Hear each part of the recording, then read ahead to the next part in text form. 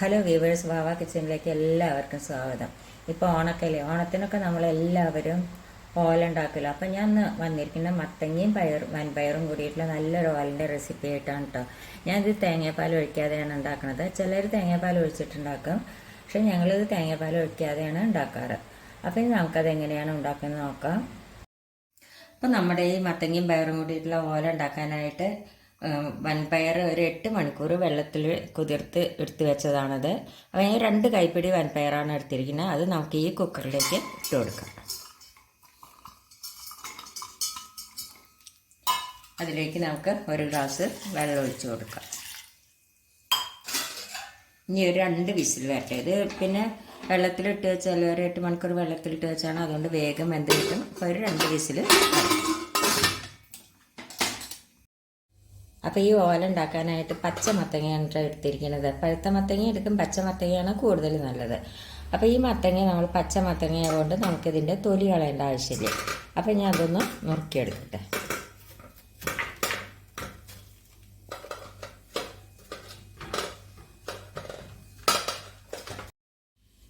പയർ വേകുമ്പോഴേക്കും നമുക്ക് ഈ മത്തങ്ങ ഒന്ന് നുറുക്കിയെടുക്കാം.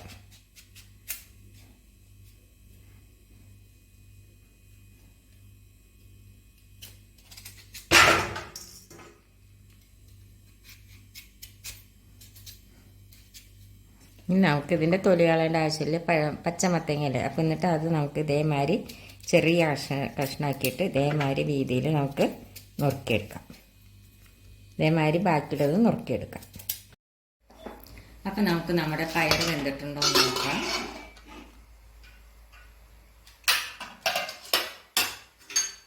രണ്ട് വിസിൽ വന്നു. പയറൊക്കെ വെള്ളത്തിലിട്ട് വെച്ചാലേ, അതുകൊണ്ട് പെട്ടെന്ന് നല്ലപോലെ വെന്തിട്ടുണ്ട്. ഇനി എന്താണ് നമ്മൾ ചെയ്യേണ്ടത് വെച്ചാൽ, ഗ്യാസ് ഒന്ന് കത്തിക്കട്ടെ.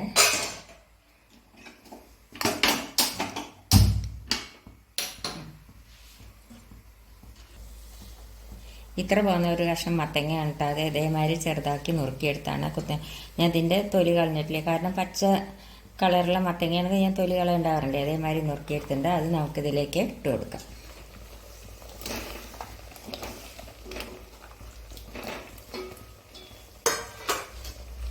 അതിലേക്ക് ഒരു 4 പച്ചമുളക് ഇതേമാതിരി ചെറുതാക്കി നുറുക്കി എടുത്തിട്ടുണ്ട്. കുറച്ച് ഉപ്പ് എടുത്തിട്ടുണ്ട്. അതും കൂടി നമുക്ക് ഇതിലേക്ക് ഇട്ട് കൊടുക്കാം. ഇതൊന്ന് വേവട്ടെ. അപ്പം നമുക്ക് നമ്മുടെ മത്തങ്ങ വെന്തോന്നൊന്ന് നോക്കാം.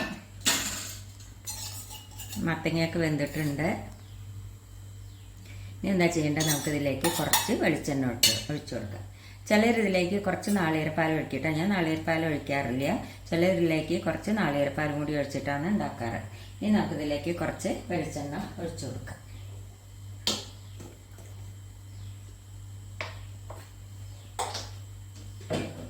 കരിവേപ്പിൻ്റെ ഇല ഇട്ട് കൊടുക്കാം.